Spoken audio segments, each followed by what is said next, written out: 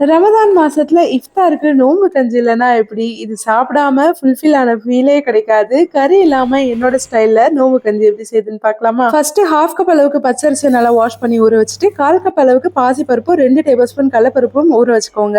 குக்கர்ல 1 table spoon எண்ணெய், 1 table spoon நெய், 3 லவங்கம், 1 ஏலக்காய், குட்டியா கட் பண்ண 5 சின்ன வெங்காயம், ஸ்லைஸ் பண்ண 1 வெங்காயமும் 3 பச்சை மிளகாய் சேர்த்து நல்லா வதக்கிக்கணும். அடுத்து 1 டீஸ்பூன் இஞ்சி பூண்டு பேஸ்ட் சேர்த்துட்டு நல்லா வதக்கிட்டு கொஞ்சமா மல்லியும் புதினா இலையும் சேர்த்துட்டு ஒரு தக்காளியும் சேர்த்து நல்லா வதக்கிக்கோங்க.